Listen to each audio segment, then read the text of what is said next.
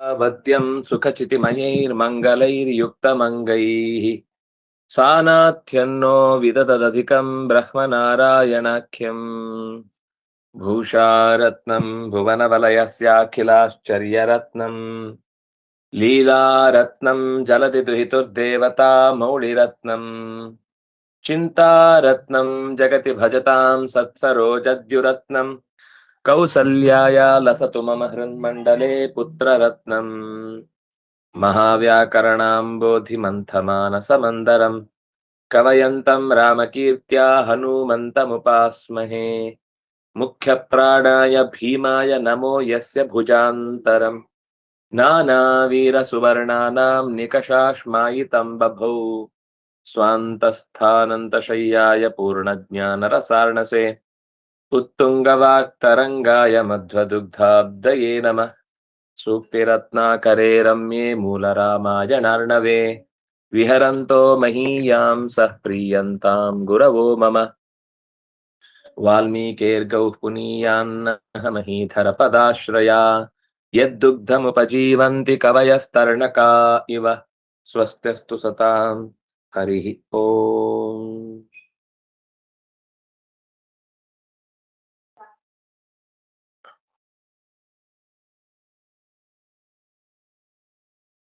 विनापि सूतं वहतोस्य वाहानभिभ्रमल्लक्षण लक्ष्मण उग्रबाणैः न भेत्तुमीशः कवಚಂ ಸುರಾರಿರ್ಬಿಭೇದ ಬಾಣೈರಥ ತಲ್ಲಲಾಟಂ. ಆ ಪದವನ್ನು ಓದುವಾಗಲೇ ಒಂಥರ ಆ ಯುದ್ಧದ ಓಘ ಇದೆ ಆ ಪದಗಳಲ್ಲಿ.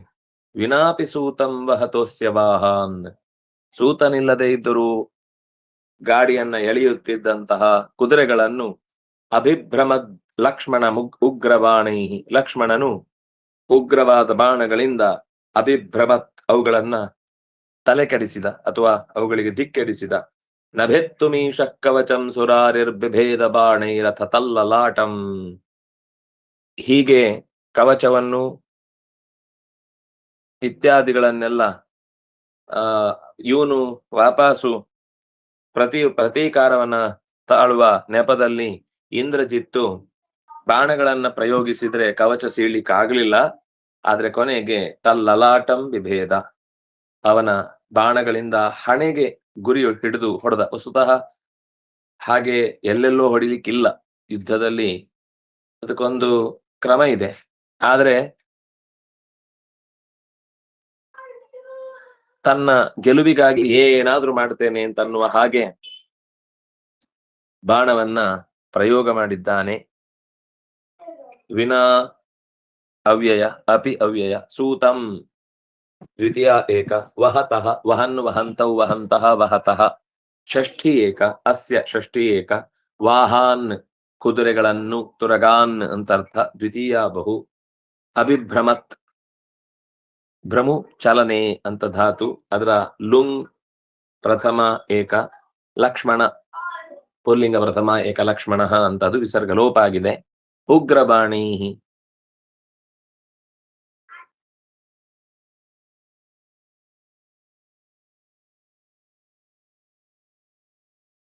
ತೃತೀಯ ಬಹು ನ ಅವ್ಯಯ ಭೇತ್ತುಂ ತುಮನ್ ಪ್ರತ್ಯಯಾಂತಂ ಅವ್ಯಯಂ ಭೀ ಭಯೇ ಈಶಃ ಪುಲ್ಲಿಂಗ ಪ್ರಥಮ ಏಕ ಕವಚಂ ದ್ವಿತೀಯ ಏಕ ಸುರಾರಿಹಿ ಪುಲ್ಲಿಂಗ ಪ್ರಥಮ ಏಕ ಸುರಾಣಾಂ ಅರಿಹಿ ಸುರಾರಿಹಿ ಬಿಭೇದ ಭಿದಿರ್ವಿದಾರಣೆ ಲಿಟ್ ಪ್ರಥಮ ಏಕ ಬಾಣೈಹಿ ತೃತೀಯ ಬಹು ಅಥ ಅವ್ಯಯ ತತ್ ಲಲಾಟಂ ತಲ್ಲಲಾಟಂ ಪರಸವರ್ಣ ಲಲಾಟಂ ದ್ವಿತೀಯ ಏಕ ಲಲಾಟಂ ಲಲಾಟೆ ಲಲಾಟಾನಿ ನಪುಂಸಕಲಿಂಗ ದ್ವಿತೀಯ ಏಕ.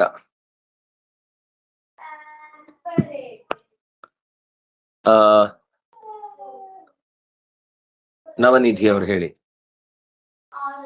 ಲಲಾಟಮಸ್ಯಾಶು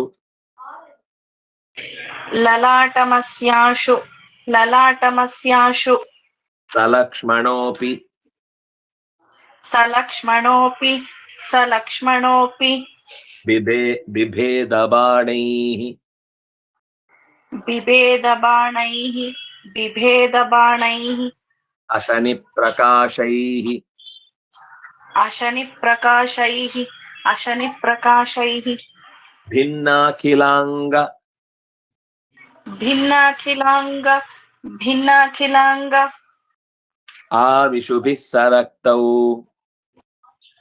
आविशुभिः सरक्तौ आविशुभिः सरक्तौ तौ रेजतु तौ रेजतु तौ रेजतु पुष्पितकिंशुकाभौ पुष्णितकिंशुकाभौ पुष्णितकिंशुकाभौ अस्य ललाटम् आशु ಲಕ್ಷ್ಮಣನು ಕೂಡ ತನ್ನ ವಿದ್ಯುತ್ತಿನಂತೆ ಪ್ರಕಾಶಮಾನವಾದ ಬಾಣಗಳಿಂದ ಇಂದ್ರಜಿತ್ನ ಲಲಾಟವನ್ನು ಕೂಡ ಒಡೆದ. ತನಗೆ ಲಲಾಟಕ್ಕೆ ಪೆಟ್ಟು ಕೊಟ್ಟಾಗ ಪ್ರತಿಕ್ರಿಯೆ ಅವನಿಗೂ ಅಷ್ಟೇ ಇದರ ವ್ಯಥೆ ಹೇಗಿರುತ್ತೆ ಅಂತ ಗೊತ್ತಾಗ್ಲಿ ಅಂತ ತಕ್ಷಣ ಅವನ ಲಲಾಟವನ್ನು ಒಡೆದ. ಬಾಣಗಳಿಂದ ಜೋರಾಗಿಯೇ ಪ್ರತ್ಯುತ್ತರವನ್ನು ಕೊಟ್ಟಿದ್ದಾನೆ. ಅದರಿಂದ ಅಖಿಲಾನಿ ಎಲ್ಲ ಭಿನ್ನಾಖಿಲಾಂಗಾವಿಶುಭಿ ಭಿನ್ನಾಖಿಲಾಂಗವು ಅವನು ಇವನಿಗೆ ಹೊಡೆದಿದ್ದಾನೆ, ಇವನು ಅವನಿಗೆ ಹೊಡೆದಿದ್ದಾನೆ. ಅಖಿಲ ಅಂಗಗಳು ಕೂಡ ಭಿನ್ನವಾಗಿವೆ. ಎಲ್ಲ ಇಂದ್ರಿಯಗಳು ಕೂಡ ಅಲ್ಲಲ್ಲಿ ಗಾಯ ಆಗಿ ನೆತ್ತರು ಸೋರುತ್ತಾ ಇದೆ. ಸರಕ್ತವು ಇಬ್ಬರು ಕೆಂಪು ಬಣ್ಣದವರಾಗಿದ್ದಾರೆ. ಬಹಳ ಗಾಢವಾದ ಕೆಂಪು ಇಡೀ ಆ ಪರಿಸರದಲ್ಲಿ ಎಲ್ಲರಿಗಿಂತ ಇವರನ್ನ ಬೇರೆಯಾಗಿ ತೋರಿಸ್ತಾ ಇದೆ. ಅಂದ್ರೆ ಎದ್ದು ಕಾಣಿಸ್ತಾ ಇದ್ದಾರೆ ಎಲ್ರು ಇವರಿಬ್ರು ಕೂಡ. ತೌರೇಜತು ಪುಷ್ಪಿತ ಕಿಂಶುಕಾಭೌ ಪುಷ್ಪಿತ ಅರಳಿದ ಕೆಂಬಣ್ಣದ ಗಿಳಿಗಳ ರಾಶಿ ಮರದಲ್ಲಿ ಕಾಣುವಂತೆ ಅಂಥದ್ದೊಂದು ಬಣ್ಣದ ಹೂ ಬಿಡುವ ಮರ ಇದೆ. ಇಡೀ ಎಲೆಗಳ ತುಂಬಾ ಎಡೆಯಲ್ಲಿ ಈ ಗಿಳಿಗಳು ಕೂತಿದ್ರೆ ಹೇಗೆ ಕಾಣುತ್ತೋ, ಆಗ ಅದು ಕೆಂಪಾಗಿ ಹೂಗಳೆಲ್ಲ ಅರಳಿ ಎಲ್ಲ ಕಡೆ ತುಂಬಿರುತ್ತೋ ಹಾಗೆ ಅವರ ಮೈ ಎರಡು ಮರಗಳು ಪರಸ್ಪರ ಕೆಂಪನೆಯ ಮರಗಳು ನಿಂತಂತೆ ಕಾಣಿಸ್ತಾ ಇತ್ತು. ಅಸ್ಯ ಅಸ್ಯ ಇತ್ಯುಕ್ತೆ ಇಂದ್ರಜಿತಃ ಲಲಾಟವನ್ನು ಸಹ ಲಕ್ಷ್ಮಣ ಅಪಿ ಆ ಲಕ್ಷ್ಮಣನು ಕೂಡ ಅಶನಿ ಪ್ರಕಾಶೈ ಬಾಣೈ ಬಿಭೇದ ಮಿಂಚಿನಂತೆ ವೇಗವುಳ್ಳ ಬಾಣಗಳಿಂದ ಅವನಿಗೆ ತಲೆ ಸೀಳಿದ. ಅಂದ್ರೆ ತಲೆಯ ನೆತ್ತಿಗೆ ಹಣೆಗೆ ಹೊಡೆದಿದ್ದಾನೆ. ಅವರು ಇಬ್ರು ಹೇಗಿದ್ರು ಅಂದ್ರೆ ಸರಕ್ತವು ತೌ ಭಿನ್ನಾಕಿಲಾಂಗವು ಇಶುಭಿ ಭಿನ್ನಾಕಿಲಾಂಗವು ಪುಷ್ಪಿತ ಕಿಂಶುಕಾಭೌ ರೇಜತು. ಹೂ ಈಗ ತಾನೇ ಅರಳಿದ ಕೆಂಪನೆಯ ಮೈ ಬಣ್ಣದ ಗಿಳಿಗಳಂತಿರುವ ಮರಗಳನ್ನು ಕಂಡರು. ಜನ ಎಲ್ಲ ಕಾಣುವಾಗ ಗಿಳಿಯಂತಿರುವ ಹೂಗಳಿಂದ ಕೂಡಿದ ಮರಗಳಂತೆಯೇ ಇವರಿಬ್ರು ಕಂಡ್ರು. ಗಿಳಿಯಂತಿರುವ ಹೂಗಳು, ಹೂವಿನಿಂದ ತುಂಬಿದ ಮರ, ಮರದಂತೆ ಕಂಡದ್ದು ಇವರಿಬ್ಬರು ನೆತ್ತರು ಸಿಕ್ತರಾಗಿ ಮೈಯೆಲ್ಲ ಗಾಯ ಮಾಡಿಕೊಂಡದ್ರಿಂದ ಕೆಂಪು ಮರದಂತೆ ಕಾಣಿಸ್ತಾರೆ. ಕೆಂಪು ಹೂಗಳನ್ನು ಬಿಟ್ಟ ಮರಗಳು. ಎಂತ ಕೆಂಪು ಹೂ ಅಂದ್ರೆ ಗಿಳಿಯಂತೆ ಕಾಣುವಂತಹ ಕೆಂಬಣ್ಣದ ಹೂವುಗಳು. ಅವುಗಳ ರಾಶಿ ಬಿದ್ದಿದ್ರೆ ಹೇಗೆ ಕಾಣುತ್ತೋ ಹಾಗೆ ಇವರಿಬ್ರು ಕಾಣಿಸ್ತಾ ಇದ್ದಾರೆ. ಲಲಾಟಂ ದ್ವಿತೀಯ ಏಕ, ಅಸ್ಯ ಷಷ್ಠಿ ಏಕ, ಆಶು ಅವ್ಯಯ, ಸಹ್ ಪುಲ್ಲಿಂಗ ಪ್ರಥಮ ಏಕ, ಲಕ್ಷ್ಮಣ ಅಪಿ ಲಕ್ಷ್ಮಣೋಪಿ, ಲಕ್ಷ್ಮಣ ಪುಲ್ಲಿಂಗ ಪ್ರಥಮ ಏಕ, ಅಪಿ ಅವ್ಯಯ, ಬಿಭೇದ ಲಿಟ್ ಪ್ರಥಮ ಏಕ, ಬಾಣೈ ಷಷ್ಠಿ ಏಕ, ಅಶನಿ ಪ್ರಕಾಶೈ.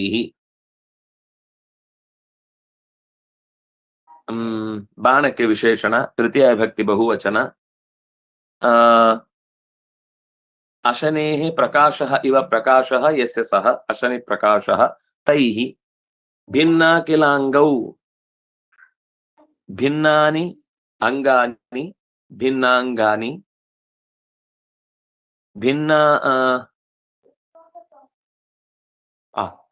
ಭಿನ್ನಾನಿ ಅಖಿಲಾನಿ ಅಂಗಾನಿ ಭಿನ್ನಾಖಿಲಾಂಗಾನಿ ಭಿನ್ನ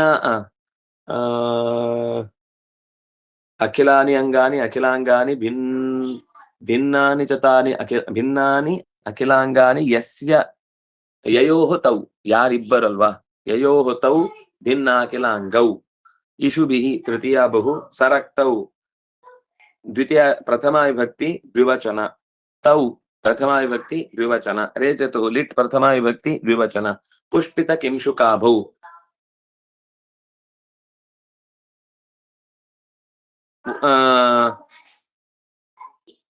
पुष्पितः किंशुकः इव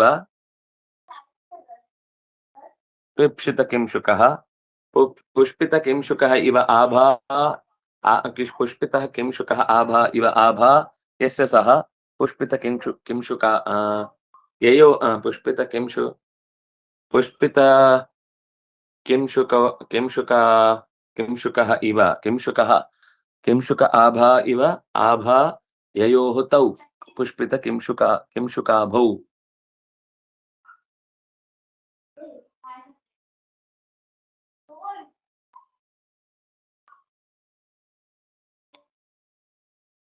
ಈ ಪುಷ್ಪಿತ ಅಂದ್ರೆ ಸಂಜಾತಾನಿ ಪುಷ್ಪಾಣಿ ಪುಷ್ಪಿತಾನಿ ಪುಷ್ಪಿತಾನಿ ಚತ ಪುಷ್ಪಿತಃ ಇದು ಬಹುವಚನ ಪುಷ್ಪಿತ್ ಸಂಜಾತಾನಿ ಪುಷ್ಪಾಣಿ ಯಸ್ಮಿನ್ ಯಾವುದರಲ್ಲಿ ಪುಷ್ಪಗಳು ಹುಟ್ಟಿದೆಯೋ ಅರಳಿದೆಯೋ ಅದು ಪುಷ್ಪಿತಃ ಪುಲ್ಲಿಂಗ ಅದು ಯಸ್ಮಿನ್ ಸಹ ಅಂತ ಆದ್ರಿಂದ ಪುಷ್ಪಿತಶ್ಚ ಅಸೌ ಕಿಂಶುಕಶ್ಚ ಪುಷ್ಪಿತ ಕಿಂಶುಕಃ ಪುಷ್ಪಿತ ಕಿಂಶುಕವತ್ ಆಭಾ ಇವ ಆಭಾ ಯಯೋಃ ತೌ ಪುಷ್ಪಿತ ಕಿಂಶುಕಾಭೌ ಲಲಾಟಂ ಆಯ್ತಲ್ವಾ ಸರಿ. ಇದರಲ್ಲಿ ಅಸ್ಯ ಆಶು ಸವರ್ಣ ದೀರ್ಘ ಸಂಧಿ, ಲಕ್ಷ್ಮಣ ಅಪಿ ಲಕ್ಷ್ಮಣೋಪಿ ಪೂರ್ವರೂಪ ಸಂಧಿ. ಇದರಲ್ಲಿ ಎರಡರಲ್ಲೂ ಗಮನಿಸಿ, ನಿಮಗೆ ಮೊದಲನೇ ಶಬ್ದ ಕೇಳಿದಾಗ ಅಸ್ಯ ಆಶು ಅನ್ನುವಲ್ಲಿ ಸವರ್ಣ ದೀರ್ಘ ಇದೆ, ಅಲ್ಲಿ ಎಸ್ ಇದೆ.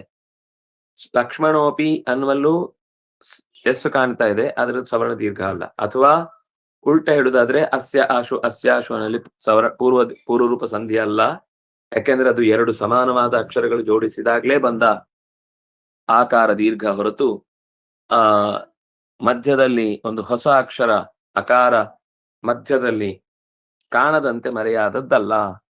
ಅದು ಓಕಾರದ ಪರದಲ್ಲಿರುವ ಅಕಾರಕ್ಕೆ ವಿಸರ್ಗದ ಬದಲಾಗಿ ಊ ಬಂದು ಆದ ರೂಪ ವಿಭೇದ ಅಂತ ನಾವು ನೋಡಿ ಆಯ್ತು. ಇದರ ವಿಧಾರಣೆ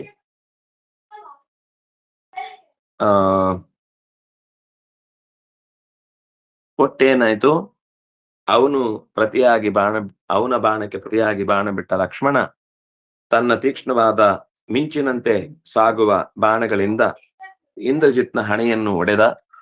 ಮೈಯೆಲ್ಲ ಪರಸ್ಪರ ಇಬ್ಬರೂ ಕೂಡ ತೀವ್ರವಾಗಿ ಗುರುತು ಹಿಡಿದು ಹೊಡೆದಾಡಿದ್ದರ ಪರಿಣಾಮವಾಗಿ ಮೈಯೆಲ್ಲ ನೆತ್ತರಿನವರಾಗಿ ಕೆಂಪಾದ ಗಿಳಿಯಂತೆ ಕಾಣುವ ಹೂಗಳಿಂದ ಕೂಡಿದ ಕಿಂಶುಕದ ಮರಗಳಂತೆ ಇಬ್ಬರನ್ನು ಕೂಡ ಕಂಡರು.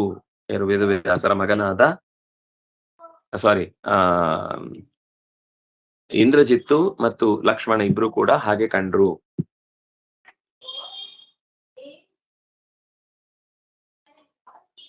ಚೈತನ್ಯ ಅವರು ಹೇಳಿ. ವಿಭೀಷಣಾಯೈಷ ಮುಮೋಚ ಬಾಣಾನ್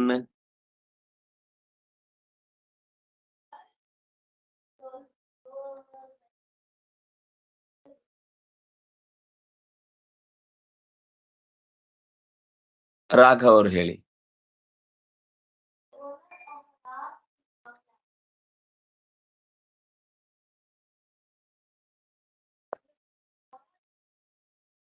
ಮೇಘ ಅವರು ಹೇಳಿ.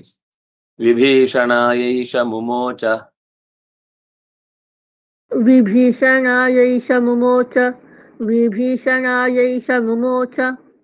ಬಾಣಾನ್ ತ್ರೀನೇಕಮೇಕಂ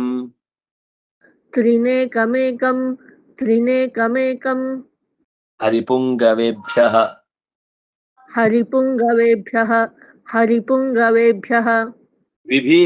ವಿಭೀಷಣೋಶ್ವಾನ್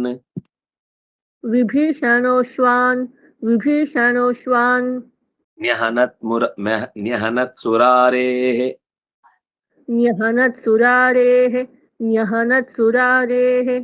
ಶಕ್ತಿಂ ಪಿತೃವ್ಯಾಯ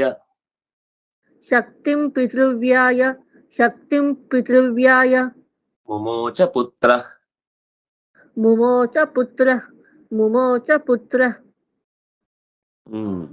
ಏಷಃ ಇಂದ್ರಜಿತ್, ಈ ಇಂದ್ರಜಿತ್ತು ರಾವಣನ ಮಗ ವಿಭೀಷಣನ ಮೇಲೆ 3 ಬಾಣಗಳನ್ನ ಪ್ರಯೋಗ ಮಾಡಿದ. 3 ಬಾಣಾನ್ ಮುಮೋಚ. ಏಷಃ ಇಂದ್ರಜಿತ್ ವಿಭೀಷಣಾಯ 3 ಬಾಣಾನ್ ಮುಮೋಚ. ಏಕಮೇಕಂ ಹರಿಪುಂಗವೇಭ್ಯಃ, ಪ್ರತ್ಯೇಕವಾಗಿ ಒಂದೊಂದು ಕಪಿಗಳತ್ತ ಒಂದೊಂದು ಬಾಣಗಳನ್ನ ತೊರೆದ. ವಿಭೀಷಣ ಸುರಾರೇಹೇ ಅಶ್ವಾನ್ ನ್ಯಹನತ್. ಆದ್ರೆ ಅದೇ ಹೊತ್ತಿಗೆ ಎದುರಾದಂತಹ ವಿಭೀಷಣ ಇಂದ್ರಜಿತ್ನ ಕುದುರೆಗಳನ್ನ ಕೊಂದ. ಆಗ ಹಿಂದೆ ಮುಂದೆ ನೋಡದೆ ತನ್ನ ಚಿಕ್ಕಪ್ಪನ ಮೇಲೆ ಪಿತೃವ್ಯಾಯ ಶಕ್ತಿಂ ಮುಮೋಚ. ಸ್ವತಃ ಒಂದು ರೀತಿಯಲ್ಲಿ ಅಣ್ಣನ ಮಗ, ಇವನಿಗೂ ಮಗನೇ ತಂದೆಯ ಮೇಲೆ ಶಕ್ತ್ಯಾಯುಧವನ್ನ ಪ್ರಯೋಗ ಮಾಡಿದ. ಪಿತೃವ್ಯ ಅಂತಂದ್ರೆ ಇಲ್ಲದೆ ಇದ್ದಾಗ ಪಿತೃಸ್ಥಾನವನ್ನ ತುಂಬುವವ. ಆದ್ರೆ ಈಗ ಅವನಿಗೆ ಆ ಸ್ಥಾನ ತುಂಬಿತ್ತು, ಆದ್ರಿಂದಾಗಿ ನನಗೆ ಯಾರು ಬೇಡ ಅಂತ ಅವನು ನಿರಾಕರಣೆ ಮಾಡಿ ಕೂತ.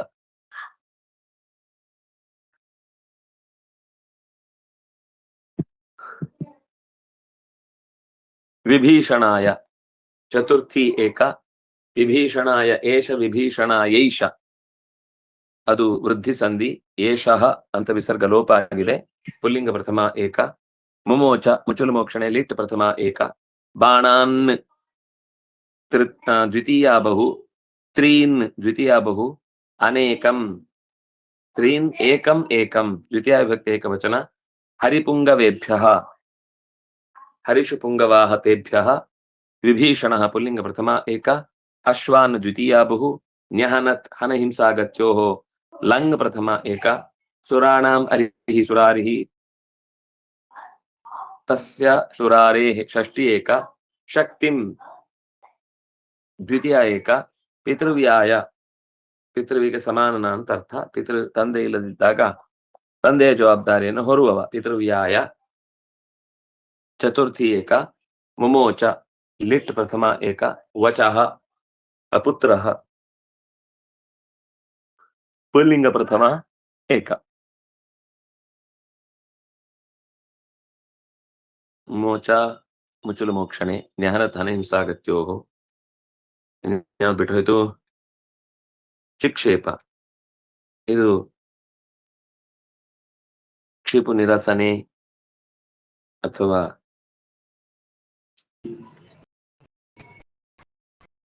ಕ್ಷಿಪು ಅನ್ನೋದು 2-3 ಕಡೆ ಬೇರೆ ಬೇರೆ ಸಂದರ್ಭದಲ್ಲಿ ಪ್ರೇರಣೆ ಅಂತನೂ ಅರ್ಥ ಬರುತ್ತೆ. ಸಾಕು, ಇಲ್ಲಿ ಆ ಶ್ಲೋಕದ ವಿವರಣೆ ಆಯ್ತು. ಮುಚುಲು ಮೋಕ್ಷಣೆ ಅನ್ನೋದು ಲಿಟ್. ರಾಘವೇಂದ್ರ ಅವರು ಹೇಳಿ, ಪುಟ್ಟಿಯವರು. ನಾನ್ ಹೇಳ. ಹಾ. ಚಿಚ್ಛೇದ ಸೌಮಿತ್ರಿರಮೋಘ ಶಕ್ತಿಂ.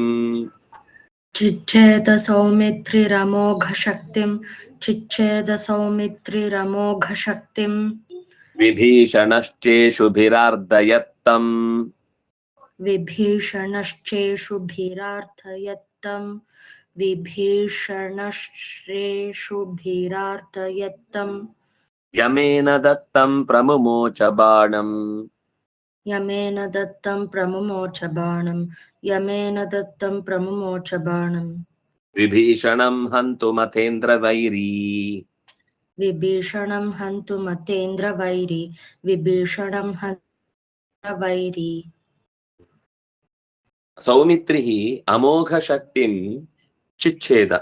ಸೌಮಿತ್ರಿ ಅಂದ್ರೆ ಲಕ್ಷ್ಮಣ.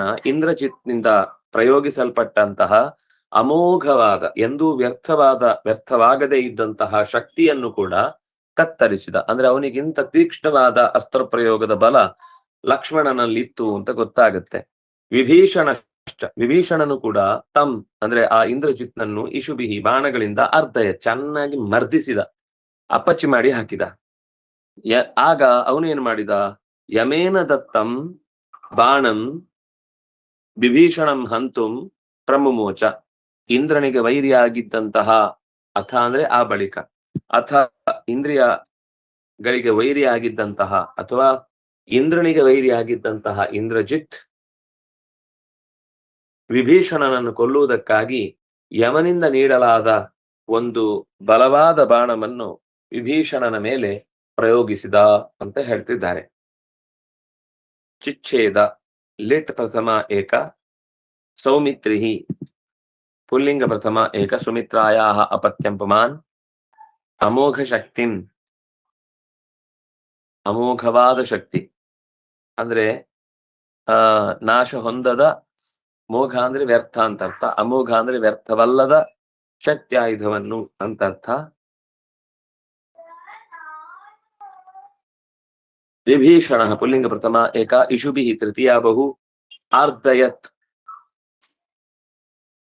ಅರ್ಧ ಗತೌ ಯಾಚನೆ ಚ ಆರ್ದಯತ್ ಬೇಡಿದನು ಅನ್ನುವ ಅರ್ಥದಲ್ಲೂ ಅರ್ಧನ ಶಬ್ದ ಇದೆ. ಈ ಮಗು ಅರ್ದುಣ ಅಂತ ಒಂದು ಮಕ್ಕಳು ಕೂಗುದನ್ನ ತುಳುವಲ್ಲಿ ಬಳಸ್ತಾರೆ. ಅರ್ದುಣ ಅಂದ್ರೆ ತುಂಬಾ ಬೇಡಿಕೊಳ್ಳುವುದು ಅಂತ ಅರ್ಥ. ಅಥವಾ ದೊಡ್ಡವರಿಗೂ ಹೇಳ್ತಾರೆ ಭಾರಿ ಅರ್ದುವೆ. ಆ ಅರ್ಧ ಶಬ್ದದ ಮೂಲ ಶಬ್ದ ತುಳುವಿನಲ್ಲಿ ನಮಗೆ ಸಿಗುವಂತದ್ದು ಅರ್ಧ ಯಾಚನೆ ಅಂತ.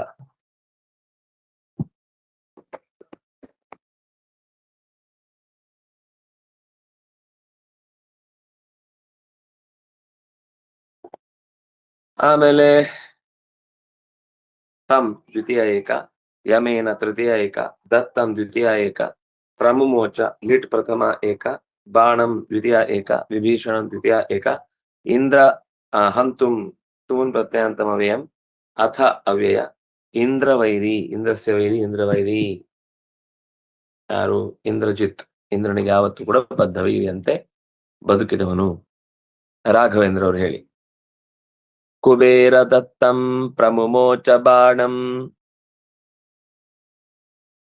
ಕುಬೇರ ದತ್ತಂ ಪ್ರಮುಮೋಚ ಬಾಣಂ. ಕುಬೇರ ದತ್ತಂ ಪ್ರಮುಮೋಚ ಬಾಣಂ. ಸಲಾಘವೋ ರಾಘವ ಸೋದರೋಥ. ಸಲಾಘವೋ ರಾಘವ ಸೋದರೋಥ. ಸಲಾಘವೋ ರಾಘವ ಸೋದರೋಥ. ಶರೌ ಜ್ವಲಂತೌ ಜ್ವಲನ ಪ್ರಕಾಶೌ. ಶರೌ ಜ್ವಲಂತೌ ಜ್ವಲನ ಪ್ರಕಾಶೌ. ಶರೌ ಜ್ವಲಂತೌ ಜ್ವಲನ ಪ್ರಕಾಶೌ. ಸಂಹತ್ಯತೌ ವ್ಯೋಮ್ನಿ ನಿಪೇತ ತುಃಕೌ. ಸಂಹತ್ಯತೌ ವ್ಯೋಮಿ ನಿಪೇತ ತುಃಕೌ. ನಿಪೇತ ತುಃಕೌ. ಸಂಹತ್ಯ ಅಂತ ಬರ್ತದೆ. ಹೌದು, ಸಂಹತ್ಯ ತೌ ಸಂಹತ್ಯ ತೌ ವ್ಯೋಮ್ನಿ ನಿಪೇತು ತುಃಕೌ. ನಿಪೇತ ತುಃಕೌ. ಸಂಹತ್ಯ ತೌ ವ್ಯೋಮ್ನಿ ನಿಪೇತು ತುಃಕೌ. ನಿಪೇತ ತುಃಕೌ. ನಿಪೇತ ತುಃಕೌ. ಅಥ ಅಥ ಅಂದ್ರೆ ಹಿಂದೆ ಈ ಘರ್ಷಣೆಯಾದ ಬಳಿಕ ರಾಘವನಿಗೆ ಸೋದರನಾದಂತಹ ರಾಮಚಂದ್ರನ ಸೋದರ ಅಂದ್ರೆ ತಮ್ಮನಾದಂತಹ ಅವನು ರಾಘವನೇ. ಅವನಿಗೆ ಹೆಸರು ಮಾತ್ರ ಲಕ್ಷ್ಮಣ ಅಂತ. ಲಕ್ಷ್ಮಣನು ಕುಬೇರ ದತ್ತಂ ಬಾಣಂ, ಕುಬೇರನಿಂದ ನೀಡಲ್ಪಟ್ಟ ಬಾಣವನ್ನು ಸಲಾಘವ ಅತ್ಯಂತ ಸಲೀಸಾಗಿ ಇಂದ್ರ ಶತ್ರುವಾದಂತಹ ಇಂದ್ರಜಿತ್ತನ್ನು ಅನಾಯಾಸವಾಗಿ ಗೆಲ್ಲಬಲ್ಲಂತಹ ಶಕ್ತಿಯನ್ನ ಹೊತ್ತು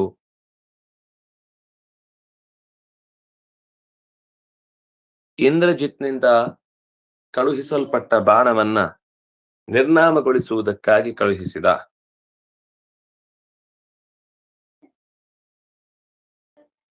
ಜ್ವಲಂತವು ಇಬ್ರು ದಗದಗ ಅಂತ ಉರಿತಾ ಇದ್ದಾರೆ, ಜ್ವಲನ ಪ್ರಕಾಶದಂತೆ ಇದ್ದಾರೆ.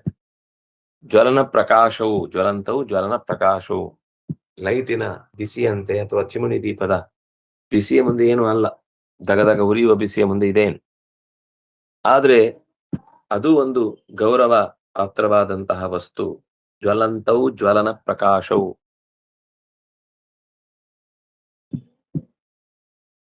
ಅಗ್ನಿಯಲ್ಲಿ ನೇರ ಆಹುತಿ ಕೊಟ್ಟು ಅವನು ಇಂದ್ರಜಿತ್ ಬೆಳಗ್ತಾ ಇದ್ದಾನೆ. ಇವನು ಸ್ವತಃ ನಾರಾಯಣನೆಂಬ ಅಗ್ನಿಯಲ್ಲೇ ರಾಮನನ್ನ ಉಪಾಸನೆ ಮಾಡ್ತಾ ಸಾಮರ್ಥ್ಯವನ್ನು ಬೆಳೆಸಿಕೊಂಡಿದ್ದಾನೆ. ಇಬ್ರು ಸ್ವಲ್ಪ ಹೊತ್ತು ಪ್ರಕಾಶಮಾನರಾಗಿ ಹೊಳೆಯುತ್ತಾ ಹೋರಾಡುತ್ತಾ ತನ್ನ ಬಾಣದಿಂದ ಪರಸ್ಪರಂ ಸಂಹತ್ಯ, ಎರಡು ಕೈಗಳನ್ನು ಕೂಡ ಬಾಣ ಹಿಡಿದಿದ್ದ ಕೈಗಳನ್ನು ಸಂಹತ್ಯ ಬಂಧಿಸಿ, ಭೂಮೌ ಆಕಾಶೆ ನಿಪೇತತುಹು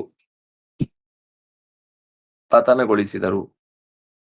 ಅತ್ರ ಕುಹ್ ಪೃಥಿವಿ ಅಂತ ಒಂದು ಧಾತು ಈ ಶ್ಲೋಕದಲ್ಲಿ ಕೌ ಅಂತಿದೆ. ಕೌ ಅಂದ್ರೆ ಎಲ್ಲಿ, ಯಾರು, ಏನು, ಎತ್ತ ಒಂದು ತಿಳಿಯಲ್ಲ. ಆದ್ರೆ ಶ್ಲೋಕವನ್ನು ಮತ್ತೆ 2-3 ಸರ್ತಿ ನೀವು ನೋಡಿದ್ರೆ ಗೊತ್ತಾಗುತ್ತೆ. ಕೌ ಅನ್ನೋದು ಇಬ್ಬರನ್ನ ಕುರಿತು ಹೇಳಿದ್ದು ಅಂತ ಗೊತ್ತಾಗುತ್ತೆ. ಸರಿ, ಇದರ ಅರ್ಥವನ್ನ ಮತ್ತೆ ನಾಳೆಯ ಚಿಂತನೆಯಲ್ಲಿ ಅನುಸಂಧಾನ ಮಾಡೋಣ ಅಂತ ಹೇಳ್ತಾ, ಕಾಯೇನ ವಾಚಾ ಮನಸೇಂದ್ರಿಯೈರ್ವಾ ಬುದ್ಧ್ಯಾತ್ಮನಾ ವಾ ಅನುಚಿತ ಸ್ವಭಾವ ಕರೋಮಿ ಯದ್ಯತ್ ಸಕಲಂ ಪರಸ್ಮೈ ನಾರಾಯಣಾಯೇತಿ ಸಮರ್ಪಯಾಮಿ. ಶ್ರೀಕೃಷ್ಣಾರ್ಪಣಮಸ್ತು.